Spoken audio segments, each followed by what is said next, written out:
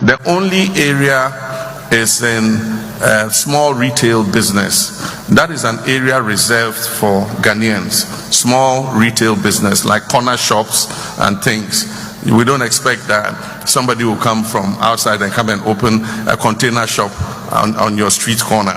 That is reserved for Ghanaians, and so that's the only restricted area. But otherwise, everywhere else, anybody who has foreign direct investment is welcome to bring their investments into Ghana. Thank you very much, His Excellency. Athatha le nkulumo nje khulunywa uPresident waseGhana uyilethela eSouth Africa kungavela eminingi imibono ehlukene. Akazange akubeka ukuthi singabafowethu bese sonke ngesikhathi apartheid sasizana uthi kodwa lamabhizinisi amancane njengama-spaza shop are reserved for abantu baseGhana. Kodwa umuze eGhana uzokwenza ibhizinisi uzoinvest hayi bavula izandla ezimhlophe kuthi ungaqhubeka uze kodwa ufuna wazi ukuthi ngeke usuke la usuka khona uzofika eGhana uqala ibhizinisi njengeshop ngoba leyo msebenzi yenzelwe abantu baseGhana. Kodwa kube lo president ungase South Africa okhuluma kanje yane ake sibuyele emuva kancane ngo-2018 noma 2019 ekhankasa upresident wakho wakhuluma kanje. Everybody just arrives in our townships and rural areas and set up businesses without licenses and permits. We are going to bring this to an end. And those who are operating illegally, wherever they come from, must now know. Ayinhle kakhulu le nkulumo ngoba yayikhuthaza abantu base South Africa. Ibatshela ukuthi uma nje ANC ngaphathi ku-2019 ku-campaign uma ngasiphathi ANC labantu abavele bafike la bazokhanda amabhizinisi laba bafikela illegally kuzodilwa nabo. Kwaku-2019 njengoba tuzwa nje khuluma president wethu our Lord and Savior Cyril Ramaphosa. Mina iyangixaka indaba yabantu uma ngithi uRamaphosa is our Lord and Savior abantu bayakhala kodwa ecourt kuthiwa my lord kushiwe emntwini akekho okhalayo. Niyangihlukumeza nje mahala asidlulele phambili. We cannot be able to absorb the results of all the problems that are made by leaders who want to loot their country, who do not care about their own people. So you can't just blame. You can't just blame South Africa. We are doing the best, but it's time we ask those leaders in our continent to say, what are you doing to make your country better places to live in? Qinisile mabethi awukhulumi nokudla emlonyeni. Yazi baqinisile. IsiZulu sithi futhi ayikhonkoti nethambo. Into ebuhlungu ukuthi ifuneka mayifuna ukhonkotha ibeke ithambo phansi. Iyona nto eshaya kuyo yonke lento ngoba mawulalela inkulumo kaPresident ngo-2019 ekhankasa yinhle kakhulu. Abantu base South Africa bayabona lo muntu usikhathalele. Kodwa wangena emandleni, it's a different story. Ubaba uBlade Nzimande usho kahle no awukwazi ukublame South Africa. Benzani lawa amanye ama-leader ngoba abantu ba-migrate kangaka nje from ama-countries wabo ingoba lama-leader wenzi kahle emazweni la basuka khona. Kodwa into ebuhlungu banele bangangena emandleni bese kubanzima ngoba kukhulunywa nokudla emlonyeni. Esikhundleni sokuthi bamele iqiniso bangabane bashwabule balwe nawe wena othi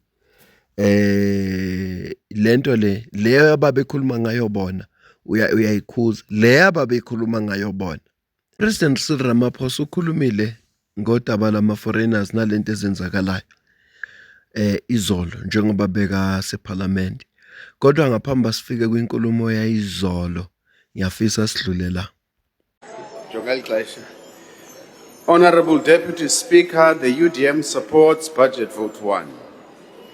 South Africa faces enormous socio-economic challenges, stubborn unemployment, deep poverty, rising inequality, and sluggish economic growth. Yet, despite these challenges, our economy remains one of the most developed and diversified on the continent.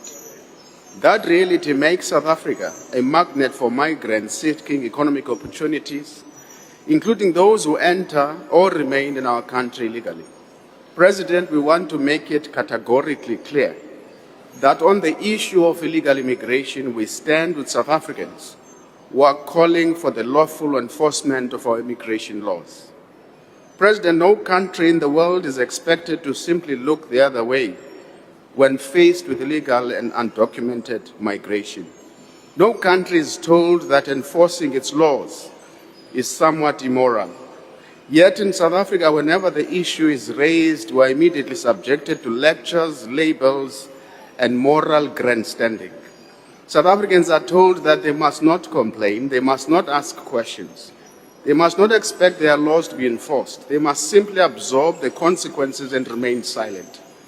What is even more remarkable, President, is the persistent attempt to reduce this complex issue to race.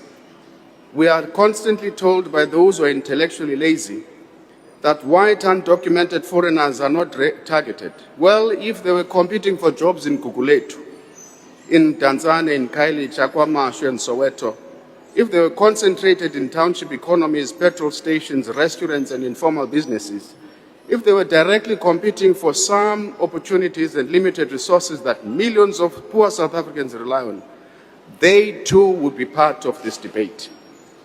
The reality is that the issue is not primarily about race, it's about economics, it's about opportunity, unemployment, competition for scarce resources.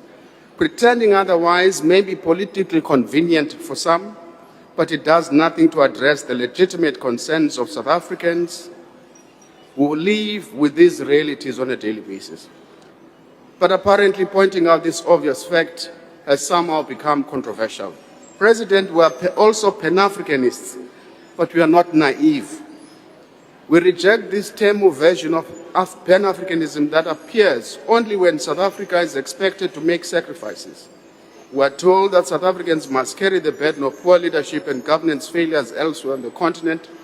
We are told that South Africans must never complain. We are told that South Africans must never ask difficult questions. I therefore want to ask a number of questions which are important. Where is this Pan-Africanism when African leaders are bought by the West and Morocco to vote against African interests in international forums such as the IPU? Where is this Pan-Africanism when South Africa came under fire under sustained verbal attacks from the US during your G20 presidency? Lastly, and perhaps more importantly, where was Pan-Africanism when 14 South African soldiers paid with their lives in pursuit of peace and stability on the continent? 14 lives lost, families shattered, coffins draped in South African flag. What happened afterwards? The DRC and the US signed agreements giving American companies priority access to the DRC's mineral wealth. America secured the deal. We buried our soldiers. Too often, solidarity is demanded from South Africa but barely reciprocated. Solidarity, President, without reciprocity is exploitation. Partnership without mutual benefit is dependency. And the Pan-Africanism without accountability is a scam and merely a slogan, and we reject it with the contempt it deserves. We therefore support the enforcement of South Africa's immigration laws. At the same time, we reject violence, intimidation, and attacks against foreign nationals. The rule of law must prevail. Ucaphunela inkulumo kaPresident Ramaphosa mayi-addressa lolu daba olukhulunywa ngalo kulezi insuku. Ngiyacela ukuze ukuphawula kwakho la comment section. Ngizwe ukuthi wena ubona kanjani lolu daba esilixoxayo. Lolu nje silixoxayo. Ungasupporta-ke ngokuba yimember le channel. Eqala ku-R40 kuya phezulu ngenyanga. Ungasupporta futhi ngokusidonatela noma ngamalini khona account kwi-comment ephiniwe. Siyabonga futhi kulabo abasidonatelayo. Siyabona. Ukwenza omkhulu umehluko. Siyabonga. Ya ngicela ukuze ukuphawula kwakho. Kodwa ngizokucaphunela ivideo ka-President Cyril Ramaphosa, the Lord and Savior. Okuyena umuntu wayezosave kuJacob Zuma namaGupta. Lokwathiwa angeke atshontshe ngoba unemali zakhe nama-billions wakhe. Angeke azebe. South Africa fana ngabe ithuthuke kakhulu sino president oyi-billionaire. Story sathengiselwa sona. ngaleya mihla. We do need to address the challenge of migration. When it is well managed and regulated, migration can help to drive economic growth and opportunity for all. However, we need to deal with illegal migration. We have seen how illegal immigration into our country can put pressure on our public services and undermine our efforts to create decent work for all. As announced in the State of the Nation address, government is taking decisive action to address this challenge. We are cracking down on violations of immigration laws. We are increasing our inspections of workplaces and prosecuting employers who violate our labor laws. We are strengthening, Madam Speaker, we are strengthening border security, stamping out corruption in the immigration system, and closing the loopholes in fragmented immigration laws. We must be clear, however, every person in South Africa, whether they are citizens or foreign nationals, must respect our laws. They must also respect the rights of every person in our country, and our laws must be upheld. We must never give in to violence, to xenophobia, and to vigilantism. Kube le mthetho esinayo, the immigration laws, beyi-applywa. Ngabe le nkinga ekhona manje South Africa ngaba yikho. Kube nje le mthetho ibilandela ngaba yikho. Ukube ama-immigration officers bewenza umsebenzi wawo, ngaba sinawo le nkinga. Kodwa ngabe ngidlala ngawo ama-immigration officers. ISouth Africa yonke leyingaka inama-immigration officers abalelwa ko-900 and something, awafikile naku-1,000 immigration officers.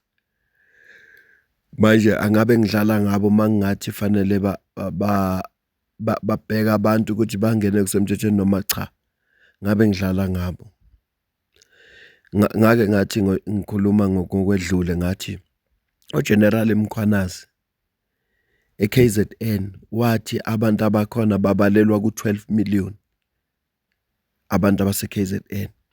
Ubefuna ukurecruita amaphoyisa awu-25,000 kwa-recruita amaphoyisa awu-19.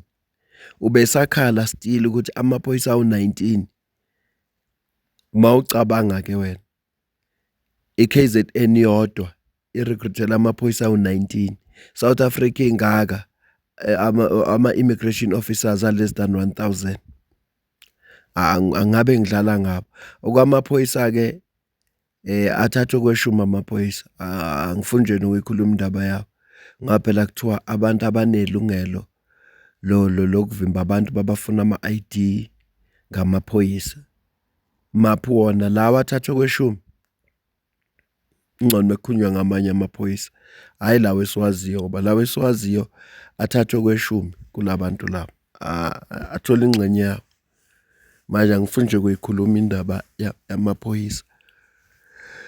Zonke lezi zinto njoba zenzeka zi-affect abantu base South Africa. Uzubona abantu sebemi ngeenyawo nje ngoba sekufika la bakhathele khona.